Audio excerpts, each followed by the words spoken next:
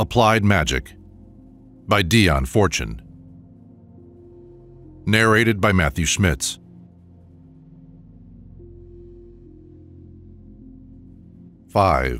The Circuit of Force.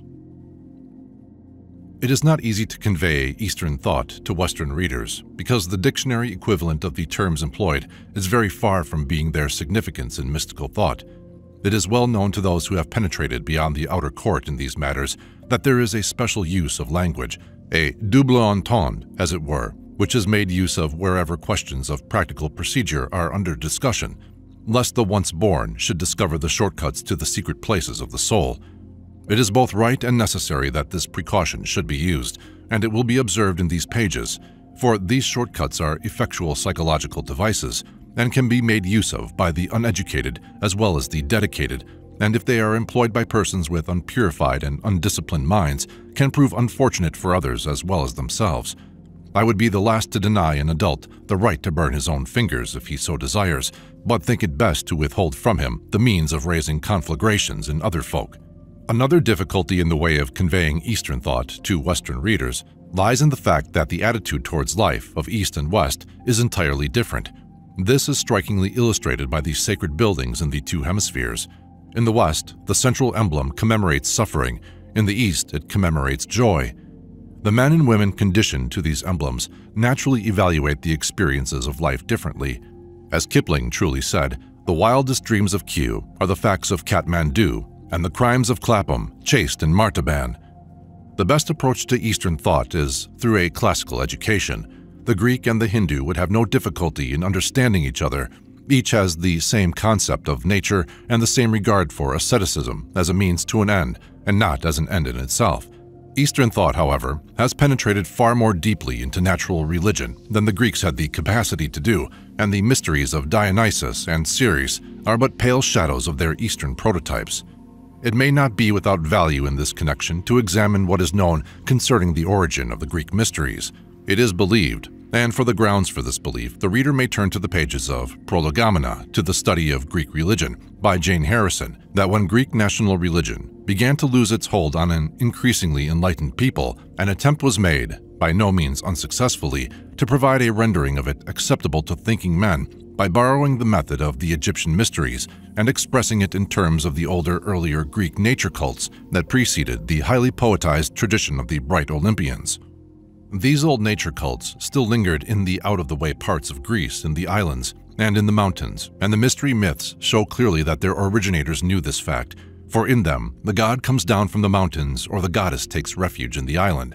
It must be clearly recognized that these mystery myths are not by any means primitive material, but very sophisticated material indeed, being the work of scholars and mystics of a highly civilized era, seeking in the ancient traditional roots of Greek religion for untapped springs of inspiration. It was exactly as if a modern Englishman sought inspiration from Celtic or Norse folklore. No doubt, the initiates of the mysteries were regarded as pagans in their own day. There is another fact which, though known to specialists among this line of study, is unrealized by the majority of writers on mysticism, and consequently by the majority of their readers. It will no doubt be a surprise to many to learn that Indian initiates believe that the inspiration of their mysteries came originally from Egypt. The relevant data may be found in the works of Sir John Woodruff, Arthur Avalon. See in particular the extract from Panchkori Bandyapadyaga on page 24 of Volume 2 of that author's Principles of Tantra. It follows then that those who have been initiated in the Western esoteric tradition and have taken those grades that draw their inspiration from Greece and Egypt, in addition to the better-known alchemical grades, will have no difficulty in understanding much in Eastern thought that is obscure or even obscene to the ordinary student. The practical applications of such teachings, valuable as they could be as a corrective to our insularity, are, however, far from easy to attain. It is frequently said that yoga, as taught in the East, is impractical in the West because the Western conditions of life are utterly unsuited to it, and the Western attitude utterly unsympathetic. I can only repeat this standard advice yet again. The student should on no account attempt the practical work of advanced yoga unless he has the necessary conditions of mind, body, and estate, for all these three play their part. Practical yoga should not be done in any makeshift manner, but with proper care and attention to all the material conditions that are necessary for its achievement. If these are not available, it is inadvisable to make the attempt with substitutes. Among these necessities are the necessary number of properly trained persons in a properly equipped and prepared place that is secure from profanation. Again, I emphasize that makeshifts are worse than useless. If you do yoga at all, do it under proper conditions or leave it alone. But despite these provisos and warnings, I think it worthwhile to write on the subject of yoga, because I feel that my training in the ancient mysteries of the West has given me an insight into it that the average Christian does not possess. There have been a great many books written on the subject, their writers all frankly recognizing that yoga in its original form is unsuited to the West, and one and all trying to present an adaptation of it that should be suitable. But one and all, so far as my experience goes, have thrown away the baby with the bathwater and presented a version of that ancient science which is like a version of Hamlet edited by a rationalist who removed all reference to the supernatural. The result does not make sense. The fact, however, remains that yoga as it stands does not suit the West, and that if the mountain cannot go to Mahomet, Mahomet will have to go to the mountain if he wants to enjoy the delights of a high altitude. Our Western culture has bestowed many benefits in the way of physical sanitation, but the same cannot always be said of it in regard to mental sanitation, and a modification of its attitude is due, and overdue, as the psychoanalysts have long been pointing out. In earlier writings, I have tried to show the practical implications of the doctrine of manifestation by means of the pairs of opposites, which is one of the most fundamental and far-reaching tenets of the esoteric tradition. Much of what I have had to say is so profoundly esoteric and so immediately practical that I have been obliged to adhere to the ancient method of myth and metaphor. These things are not for the profane, who would either misunderstand them or abuse them. Those who have eyes to see can read between the lines. In this present context, I will try to sum up the principles involved and bring the whole concept to a single focus. Yet, even so, such is its inherent nature, as in fact the nature of all manifestation, that my argument must needs move in a circuit, returning whence it started for its final explanation and application. Manifestation takes place when the one divides into two that act and react on each other. Manifestation ends when multiplicity is resolved or absorbed back into unity. The transition from plane to plane of manifestation takes place in the same manner. In order that anything or factor shall be brought down from a higher to a lower plane, it is necessary to analyze it into the contradictory factors that are held in equilibrium in its nature. To do this, one imagines the opposite extremes of which it is capable and expresses them separately while retaining in consciousness their essential unity when in equilibrium. Equally, if it is desired to raise any factor from a lower to a higher plane, one conceives its opposite and reconciles the pair in imagination and realization. Any pair of factors, divided for the sake of manifestation, act and repeat upon each other, alternately struggling to unite, and in the act of uniting, exchanging magnetism, and then, their magnetism having been exchanged, repelling each other and striving to draw apart, thus re-establishing their separate individuality.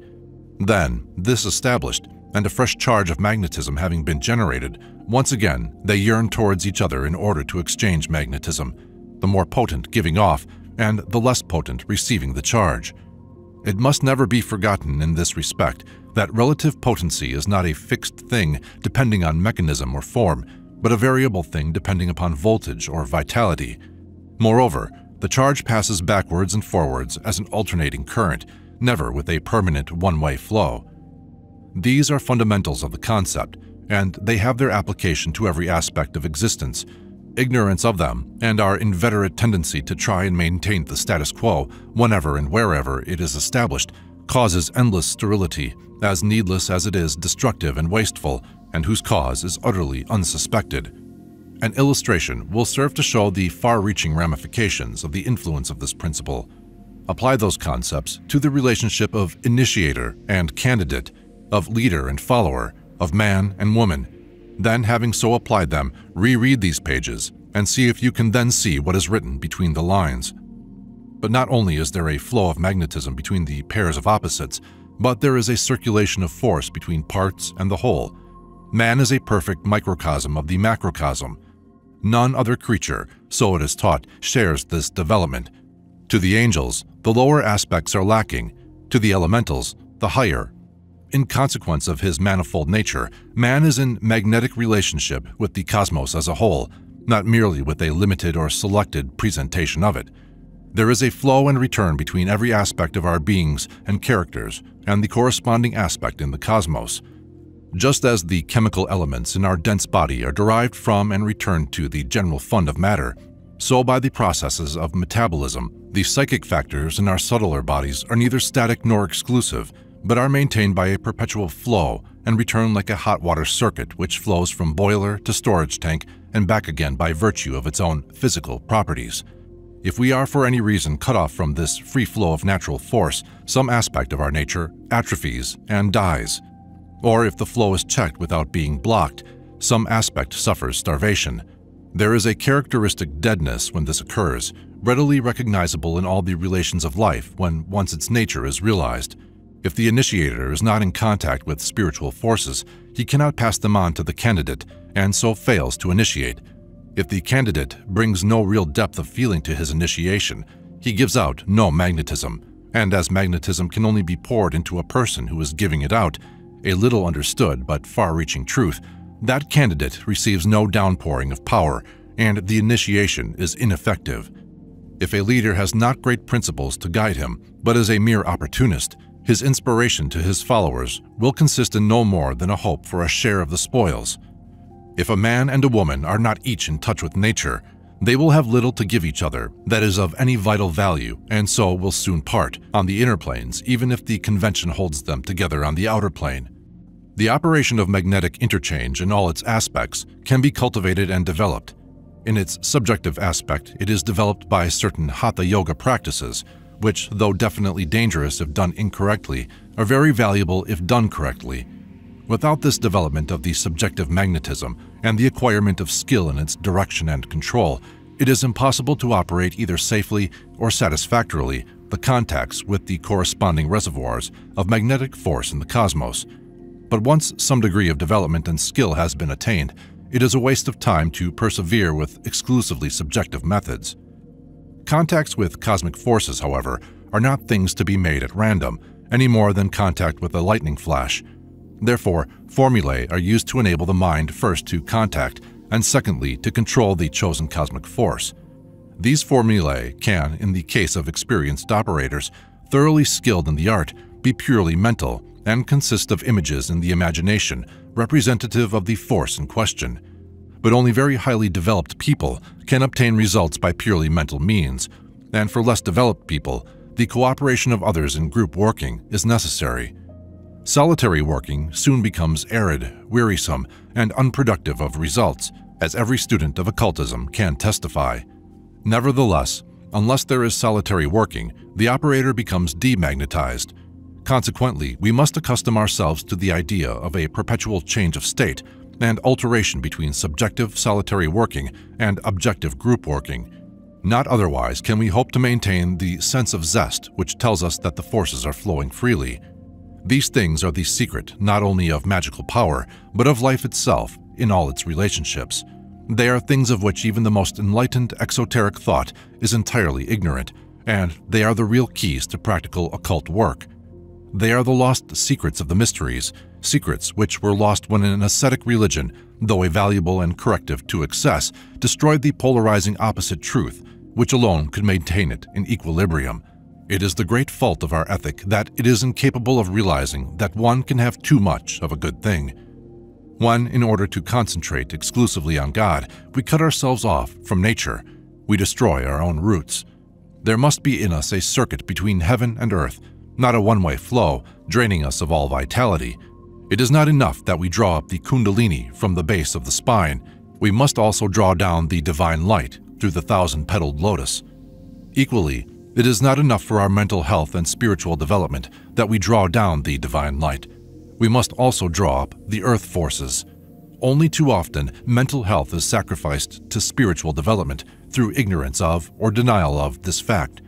Nature is God made manifest, and we blaspheme her at our peril.